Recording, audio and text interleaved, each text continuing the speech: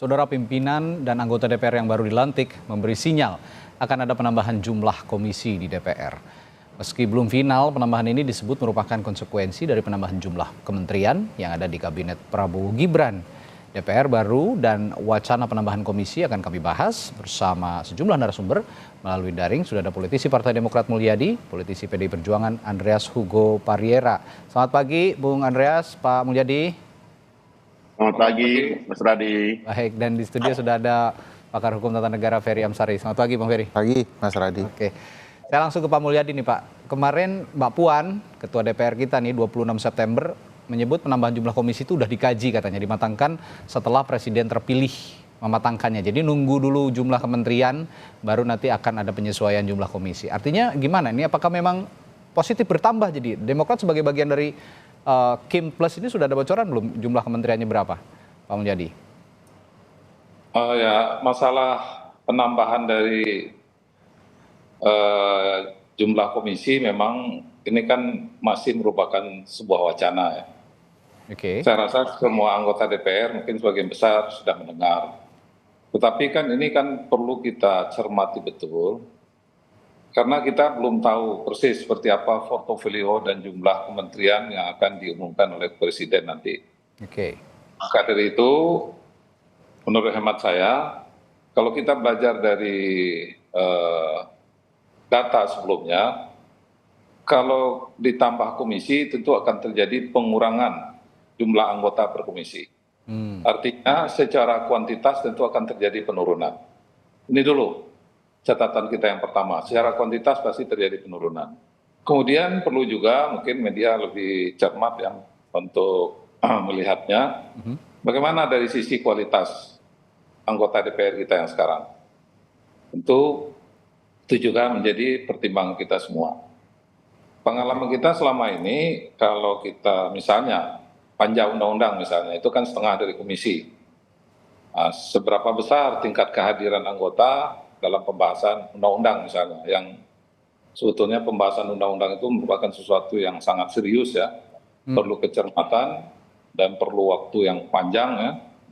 Jadi menurut hemat saya korelasi antara penambahan komisi dengan penambahan jumlah kabinet dan portofolio kabinet yang akan diumumkan perlu memang kita kaji betul ya. Itu kita tidak perlu terburu-buru menyimpulkan, walaupun wacana itu mungkin sudah dibicarakan di tingkat pimpinan, baik itu pimpinan DPR maupun pimpinan fraksi. Tapi setelah nanti diumumkan, apakah beban kerja DPR itu akan bertambah atau seperti apa? Kalau menurut hemat saya kan penambahan jumlah kementerian itu hanya merupakan sebuah strategi untuk mencapai sebuah tujuan dari pemerintahan mendatang. Oke. Sebuah strategi saja, bukan berarti menambah beban kerja baru kepada DPR.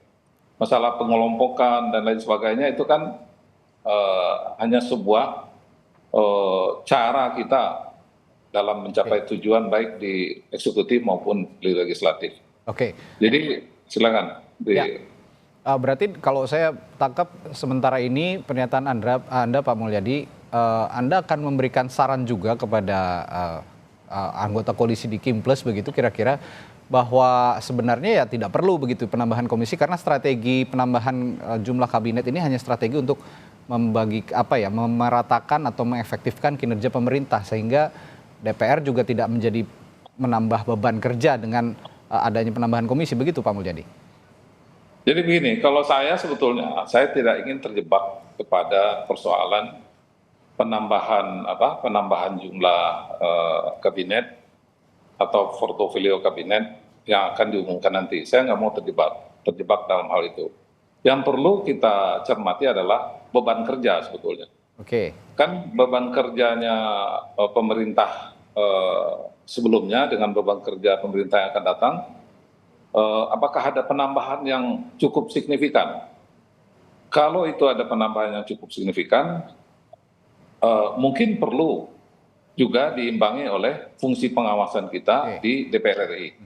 Mungkin itu dulu kita coba menganalisisnya secara cermat. Karena kita belum tahu nih, kita masih menunggu nih, mungkin pelantikan Presiden tanggal 20, mungkin saya dengar dalam waktu yang cepat Presiden terpilih akan mengumumkan struktur kabinet. Mungkin kita bisa bicara lebih detailnya kan nanti. Sekarang kita belum bisa Baik. melihatnya secara ini. Oke, Bung Andreas, ini meski belum pasti PDIP akan oposisi atau tidak, tapi kan sudah sudah ditetapkan lah ya dari PDI Perjuangan menduduki posisi Ketua DPR lagi. Saat ini Mbak Puan Maharani kembali duduk di kursi Ketua DPR. Tapi pertanyaan saya, sejauh mana PDI Perjuangan juga mengetahui soal penambahan komisi ini dan akan seperti apa pembahasannya ke depan dengan pimpinan DPR dari fraksi-fraksi yang lain? Ya, tentu DPR ya perlu mengantisipasi seperti yang sudah dikatakan juga oleh Mbak Puan sebagai Ketua DPR bahwa mempersiapkan itu dengan ya melakukan ya mengkaji itu gitu, mengkaji kemungkinan ada perubahan postur kabinet nanti gitu. Jadi tadi ya sudah disampaikan bahwa ya kalau misalnya jadi bertambah 1 atau 2 mungkin bisa istilahnya diselipkan menjadi mitra dari satu komisi. Tapi kalau banyak dalam arti yang seperti yang sekarang ya 10 kalau katanya sih ya, artinya yang kita dengar karena ini wilayah dari eksekutif, wilayah dari presiden. Kalau bertambah 10, saya kira memang harus diperhitungkan dengan mitra di DPR gitu. Ya. Karena memang kalau lihat dari sekarang ya, kondisi yang sekarang dengan mitra di DPR, artinya tiap komisi itu bermitra dengan minimal ya 4 sampai 5 mitra di pemerintahan, bahkan ada yang lebih. Saya kira di komisi 1 itu mitranya sampai kurang lebih 10 mitra, bahkan lebih dari 10 dari kementerian dan lembaga negara, lembaga negara yang menggunakan anggaran atau menggunakan APBN. Nah, sehingga dengan demikian DPR itu melaksanakan fungsi pengawasan, fungsi budgeting, dan fungsi legislasinya gitu. Oke. Nah, oleh karena itu memang ini tergantung bagaimana perkembangan ke depan setelah pembentukan kabinet gitu. Kita baru bisa tahu persis setelah Presiden mengumumkan kabinetnya. Gitu nanti. Oke, tapi kalau memang kabinetnya nanti bertambah, misalnya menjadi 44 lah katakan, artinya tadi yang Anda katakan beban mitra kerja dengan komisi-komisi ini juga harusnya akan dibagi lebih merata begitu dengan penambahan komisi. Artinya PDI Perjuangan arahnya memang mendukung keberadaan penambahan komisi ini ya, Bung Andreas? Konsekuensi logisnya seperti itu, dalam arti bahwa dalam arti bahwa ini pasti akan melebarkan penugasan di DPR sendiri sebagai mitra dari pemerintah gitu. Tapi kita lihat lagi nanti bagaimana apakah itu ya 10 kementerian itu bisa 10 kementerian dan lembaga baru itu bisa diselipkan di tiap-tiap komisi tambah satu dan itu tidak mengganggu kinerja dari DPR, atau bisa jadi ya misalnya tambah 2 menjadi 5 kementerian dan lembaga bermitra dengan satu komisi yang ditambah, sehingga seperti yang beredar juga yang kami dengar juga menjadi 13, kurang lebih seperti itu gitu. Ya, bahkan di kementerian juga Menko-nya katanya konon akan ditambah juga ya, menjadi 6 Menko gitu. Ini yang menjadi beban kerja tambahan dinilai oleh para anggota DPR, sehingga bisa ada keharusan untuk penambahan komisi. Tapi Bung Ferry, kalau melihat kondisi seperti ini dari sistem ketatanegaraan gitu, dari kacamata sistem ketatanegaraan, ini terlebih kepada bagi-bagi kekuasaan, atau memang menurut alibi para anggota DPR ini buat efektivitas pekerjaan sinkronisasi antara pemerintah dan DPR? Ya, ini yang menurut saya ya imbas dari dibentuknya kabinet yang terlalu besar. mau tidak mau harus ada upaya pengawasan yang efektif di parlemen. Dan konsekuensi ini kan juga berkaitan dengan beban anggaran dan lain-lain yang juga terdampak dengan melebarnya jumlah kementerian ini. Padahal mestinya sebagai lembaga pengawas, hal yang pertama dikritik DPR itu, terutama kubu oposisi, adalah penambahan jumlah menteri. Apa manfaatnya dan apa alat ukurnya? Saya pikir sebagai calon oposisi ya, PDIP tentu saja menginginkan pengawasan itu agak lebih melekat ya. Makanya mereka ingin menambah jumlah, karena kalau jumlah komisi sedikit, jumlah kementerian banyak, bebannya akan ada sulit di mengawasinya. Ya, proses pengawasannya. Tapi apakah pengawasan di DPR akan efektif dengan penambahan komisi? Mungkin perlu dikaji baik-baik. Bukankah pemecahan kabinet itu juga sudah pernah secara substansi dikaji atau diawasi oleh DPR. Kan menteri yang pecah itu, kementerian yang pecah itu adalah wilayah yang hampir sama dengan yang diawasi oleh komisi di DPR. Jadi hampir tidak diperlukan. Saya merasa perlu menekankan bahwa kualitas proses pengawasan ada pada jumlah anggota dan kualitas anggotanya. Nah, di sanalah yang kemudian menjadi penting.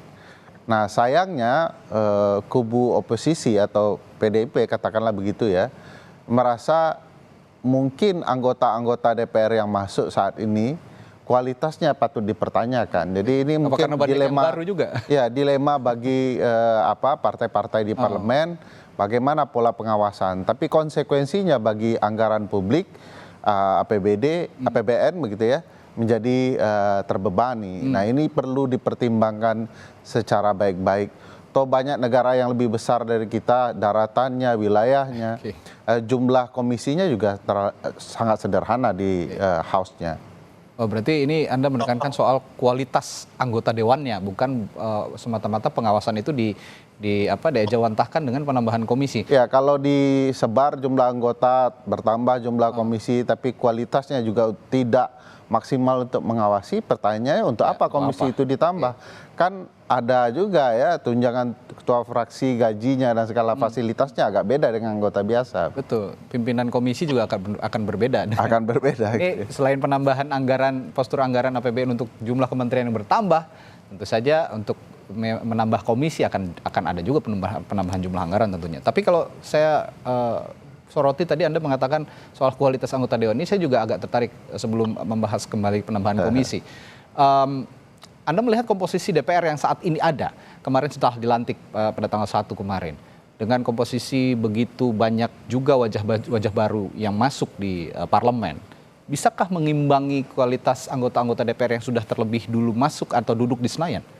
Ya, sebenarnya penderitaan ini yang lebih paham kan Bang Andreas dan Pak Mulyadi, karena beliau kan sangat senior dan paham ruang parlemen itu. Nah, sekarang beliau-beliau ini bermitra dengan banyak anggota yang tidak hanya baru, juga sangat muda, juga jauh dari ruang politik selama ini. Banyak artis, banyak anak-anak muda, anak-anak anggota kabinet juga, parlemen juga rata-rata. Tetapi tentu kita bisa mempertanyakan kualitas mereka karena sebagian besar belum berpengalaman di internal partai politik. Akibatnya mungkin mereka belum maksimal merasakan pendidikan yang ada di partai. Dan itu tantangan dan musibah ini, quote and quote ya, sekali lagi harus dialami oleh senior-senior saya di parlemen, Bang Andreas dan Pak Mulyadi ini. Dan kita tahu problematika waktu orang-orang yang berpengalaman di partai banyak di parlemen adalah jumlah undang-undang yang dihasilkan masih rendah, ya. Tidak partisipatif dalam membuat undang-undang, ya. Dan itu akan selalu jadi tanda tanya apakah parlemen yang baru 2024-2029 akan jauh lebih baik dari anggota parlemen yang punya pengalaman panjang di tubuh partai dan di parlemen itu sendiri. Oke, ini selain menambah jumlah komisi dengan katanya alibinya tadi adalah penambahan beban pengawasan, tapi ada satu lagi beban yang harus diemban oleh Pak Mulyadi dan Bang Andreas seperti yang dibilang tadi oleh Bung Ferry adalah menjadi mentor bagi anggota-anggota parlemen yang baru duduk di parlemen. Ini tugas baru lagi. Pak Mulyadi siap untuk menjadi mentor anggota-anggota baru di parlemen ini, Pak Mulyadi? Ini kalau saya melihat kinerjanya parlemen ini, tadi saya katakan tidak lepas dari beberapa hal. Pertama adalah tentu tadi kualitas anggota DPR. Ya. Saya tentu yang lebih hafal tentu pengamat dengan media ya, yang bisa menginventarisasi ya latar belakang, pengalaman dan lain sebagainya. Itu satu, kualitas. Yang kedua, kuantitas. Makanya saya bilang tadi, kalau komisinya diperbanyak, berarti kan secara kuantitas per komisi berkurang. Ya. Nah itu jelas. Itu kita bandingkan dengan jumlah per komisi sekarang kan sekitar 55 lah, 50-an. Nanti kalau dibagi 13 mungkin menjadi 44 ya. Makanya tadi saya bilang, kalau nanti panja kan setengah dari komisi jumlahnya.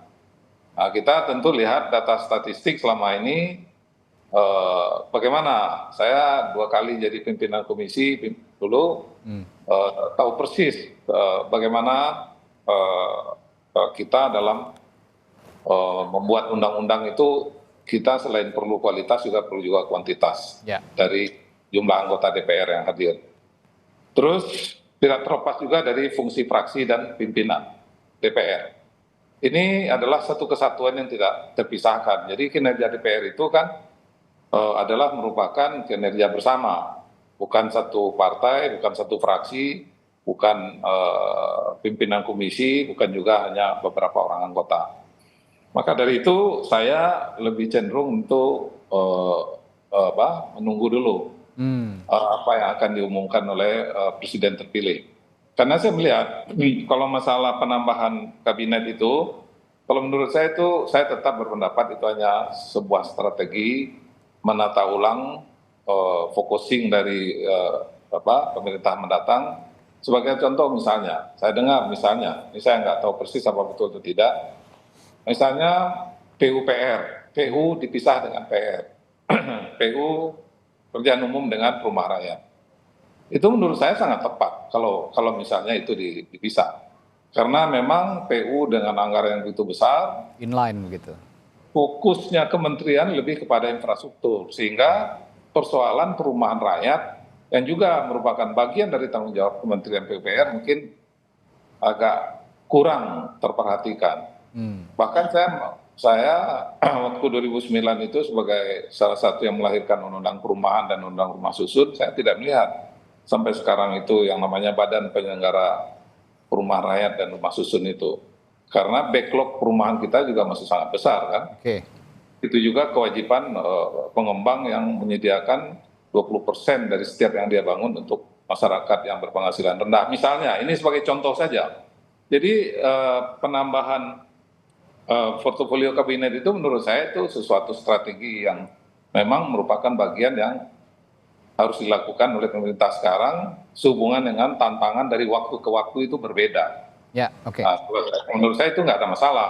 Pak Prabowo menambah misalnya jadi 44, menjadi 40. Itu kan adalah cara pemerintahan untuk mencapai target yang sudah ditetapkan. Oke, Pak Mulyadi begini saja. Ya, tapi begini Pak Mulyadi, saya setuju dengan Bung Ferry bahwa topik kita pagi hari ini membahas ada atau tidaknya penambahan komisi. Tapi sebelum berangkat ke sana, saya setuju soal kualitas dan kapasitas anggota dewan juga ini. Kalau untuk Demokrat sendiri, bagaimana Demokrat menjaga kualitas anggota dewannya, apalagi sekarang komposisinya ditambah oleh banyak sekali anggota-anggota parlemen yang baru, termasuk di Demokrat mungkin. Bagaimana Pak Mulyadi? Ya, mungkin memang dengan berkurangnya jumlah anggota fraksi Partai Demokrat itu, ya dari sisi kuantitas kita memang berkurang ya, kita ada mengalami kerugian. Tapi dari sisi konsolidasi, tentu dengan kita berkurang itu tentu akan lebih mudah, akan lebih gampang ketua fraksi kita, Pak Edi Baskoro Yudhoyono akan lebih gampang mengkonsolidasikan anggotanya untuk kepentingan atau mencapai kinerja yang kita inginkan. Jadi insya Allah kalau Partai Demokrat tentu siap lah. Siap kita untuk mengawal pemerintahan ke depan dari Senayan. Sebagai bagian dari koalisi tentu kita ingin pemerintahan ke depan itu berhasil. Sesuai dengan apa yang diharapkan oleh rakyat. Oke, berarti bebannya Pak Mulyadi nggak seberat bebannya Bang Andreas nih kayaknya. Bang Andreas ini kan pemenang pemilu partainya dan anggotanya paling banyak di parlemen. Ini mentoringnya juga akan sangat banyak, mengingat juga anggota DPR dari PDI Perjuangan seperti banyak yang baru nih. Bang Andreas, gimana Anda menjaga kualitas anggota Dewan yang baru dari PDI Perjuangan? Jadi komposisi yang baru dan yang lama itu hampir berimbang gitu. Artinya, Hampir berimbang ya di PDI Perjuangan. Ya 40% 40 sekian lah persen itu ada anggota baru memang. Oke. Ya ini ya konsekuensi logis dari pilihan rakyat. Rakyat sudah memilih kan. Artinya ya, kalau kita mau bicara soal kualitas dewan, ya DPR di seluruh dunia itu adalah wajah dari masyarakat politik di negeri itu gitu. Nah, ini di dalam pemilihan langsung ya, karena ya wakil rakyat itu adalah dipilih oleh rakyat gitu. Jadi kalau kalau tadi Bung Ferry mau kritik soal kualitas, seharusnya sebelum pemilu gitu. Tapi ini kan sudah ada di dewan gitu.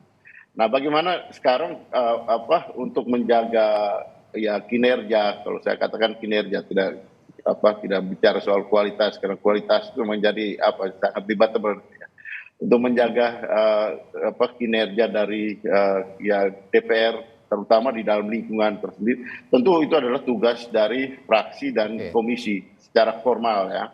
Tapi secara personal juga teman-teman yang lebih muda yang baru mulai bergabung di DPR, mereka secara inisiatif juga bertanya dan berkonsultasi, kita saling berpikiran di situ, dan ya ini tentu menambah pengalaman. Kalau dilihat dari akademi, setahu saya itu dari periode ke periode itu lebih baik gitu, dalam arti pendidikan formal yang dimiliki oleh teman-teman DPR ini.